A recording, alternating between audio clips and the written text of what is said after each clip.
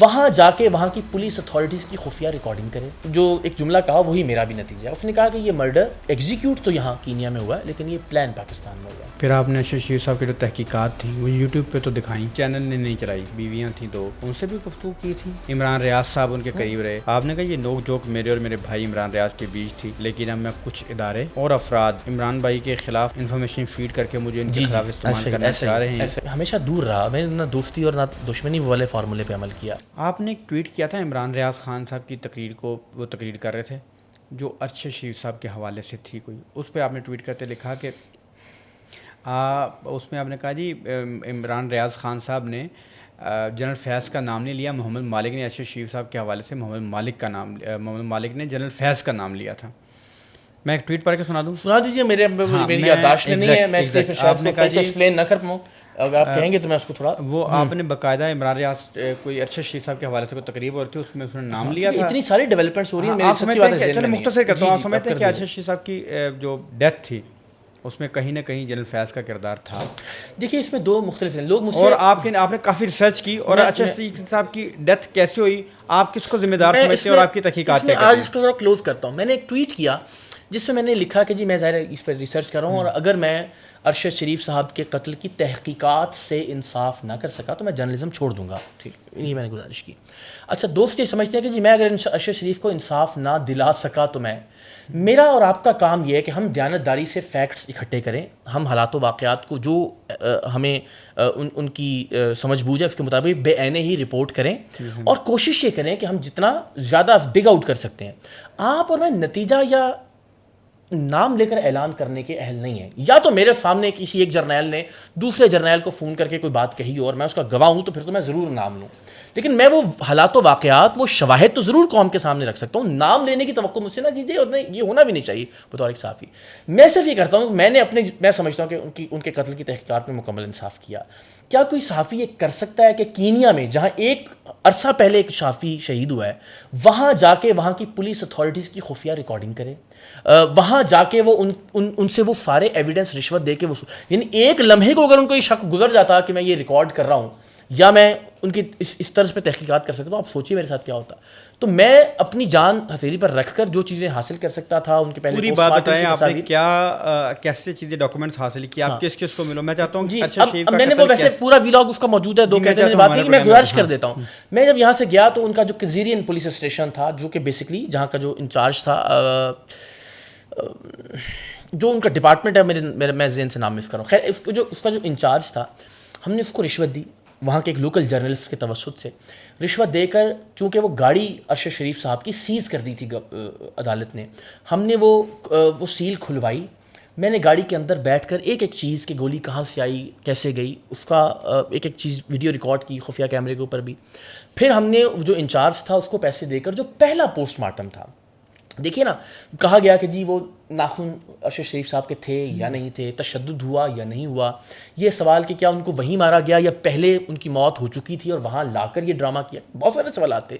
ان سوالات کا جواب یہ تھا کہ جو پہلا پوسٹ مارٹم فوراً وہیں پر کینیا پہ ہوا تھا, میں نے رشوت دے کر کوئی 60-70 ہزار شلنگ جو وہاں کے ہیں وہ پہلے پوسٹ مارٹم کی تصویریں لی جو شاید کسی اور کے پاس نہیں ہے, وہ میں نے متعلقہ اپنے ادارے کو بھی دی اور ظاہر متعلقہ فورمز کے اوپر بھی. تو ایسی بہت ساری چیزیں. اس پوسٹ مارٹم میں کیا تھا؟ اس پوسٹ مارٹم میں ایک چیز دیکھی جا سکتی ہے, مثال کے طور پر اس کے اندر ان کے نیلز نہیں اترے ہوئے تھے, وہ نیلز موجود تھے, جو یہاں کہا گیا کہ جو یہاں شاید وہ نیلز نکال دی. اس طرح کی بہت ساری چیزیں تھیں کہ جو تفتیش کار ہے متعلقہ وہ ان کی.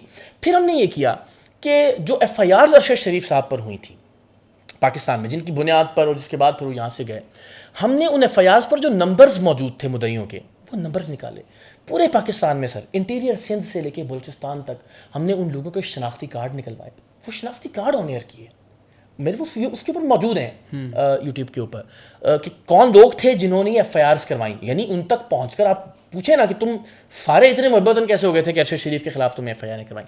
تو ہم نے ان کے نمبرز جو ایف آئی آرز پر تھے ان کے تھرو ان کے شناختی کارڈ اپنے تعلقات کو استعمال کرتے ہوئے نادرا سے ان کی کاپیاں نکلوائیں اور الٹیمیٹلی ان کو پبلش کیا. تو سر ایک جرنلسٹ تو یہ چیزیں کر سکتا ہے کہ سارے فیکٹس, ساری انویسٹیگیشنز, لیکن مجھ سے یہ توقع کیجیے کہ میں کسی کا نام لے کر کہوں میں عدالت نہیں ہوں. میرا کام ہے فیکٹس اینڈ فگرس کو متعلقہ فورمز تک پہنچانا, اور میں نے بڑی دیانتداری سے وہ کام کیا. میں یہ سمجھتا ہوں کہ میں نے اپنی جان ہتھیلی پر. نتیجہ کیا نکالا آپ نے؟ وہی تو عرض کر رہا ہوں. دیکھیں نا پھر نتیجہ تم سے. چلیں آپ نام نہ لیں. نتیجہ میں آپ کو بتاتا ہوں. میں نے جو ان کا جس یونٹ نے مبینہ طور پر مارا ارشد شریف صاحب کو, جس کا نام تھا GSU, جنرل سروس یونٹ, جو ان کا نیم فوجی دستہ ہے, اس یونٹ کا جو سابقہ چیف ٹرینر تھا, میں نے اس کا انٹرویو کیا.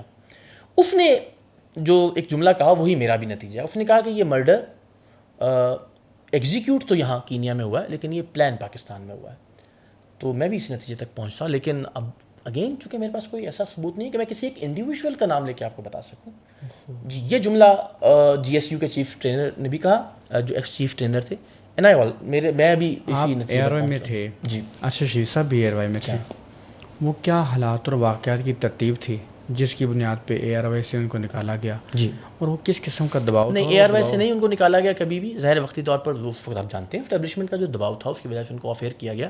لیکن ARY کی میں آپ کو بڑی آج تک ان کے بچوں کی پڑھائی سے لے کے, میں یہ بات کرنے والی نہیں ہے, لیکن بطور جس طرح کہ ان کا ایک کرنٹ کوئی امپلائی ہے, اسی طرح سے ارشد شریف صاحب کے ساتھ اور باقی تمام لوگ.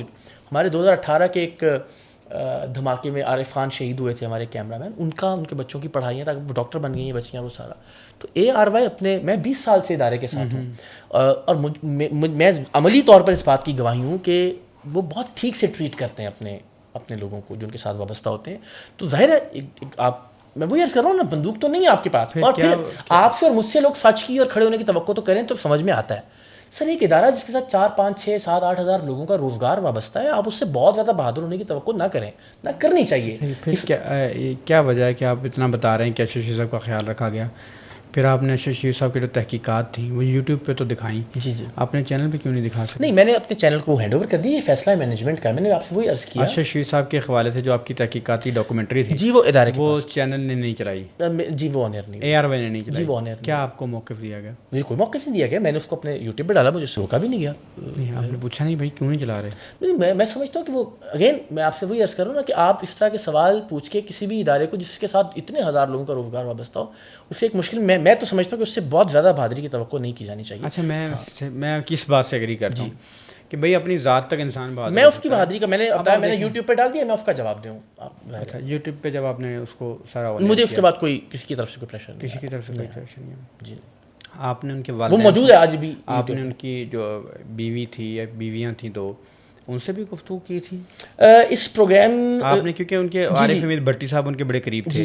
عارف امید بھٹی صاحب بہت قریب رہے ان کے, آخری وقت میں جو ان پہ مشکلات آئیں وہ سارا. عمران ریاض صاحب ان کے قریب رہے.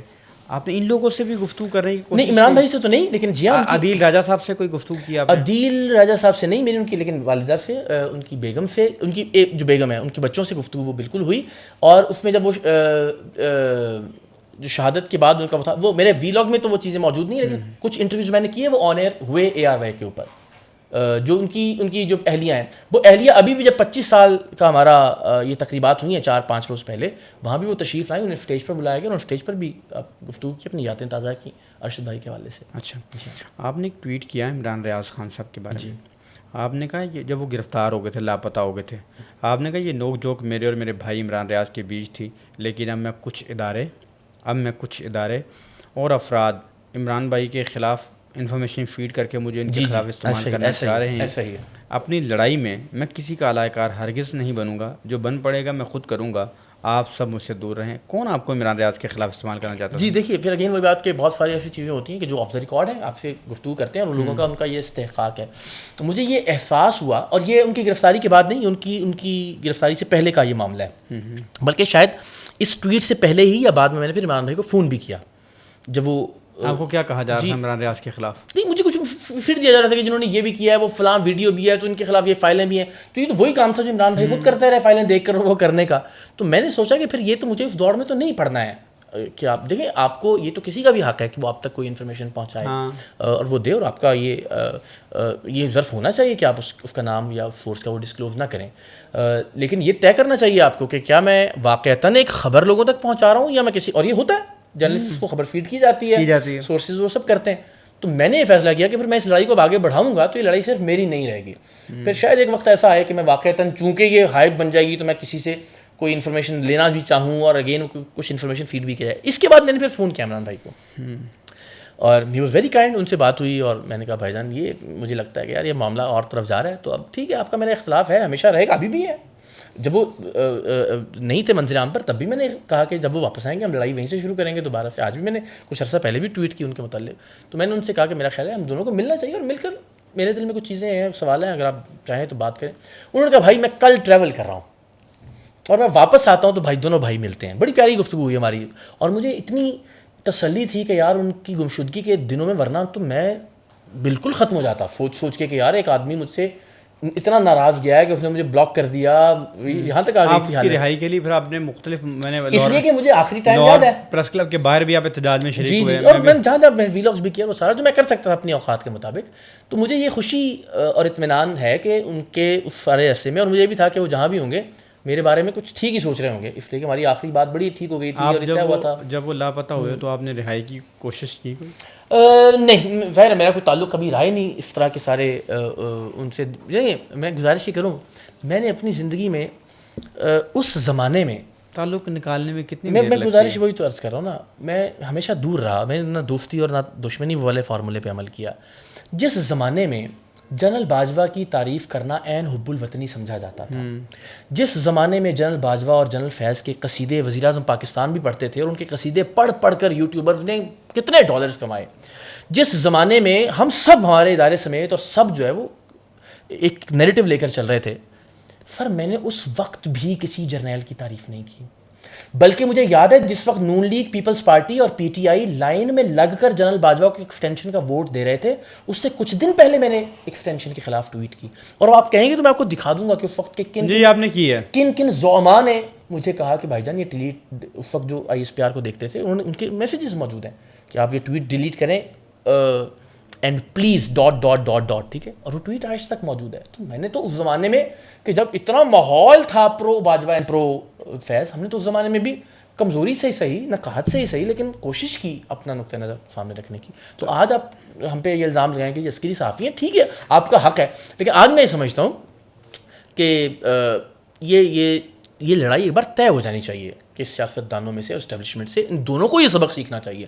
ان کو یہ سبق سیکھنا چاہیے کہ جب ہم لے کر آتے ہیں تو ایسے ایسے نمونے بھی نکل آتے ہیں, اور ان کو یہ سبق سیکھنا چاہیے کہ جب ہم ان کی گود میں بیٹھ کر آتے ہیں تو پھر بعد میں لتر بھی پڑتے ہیں.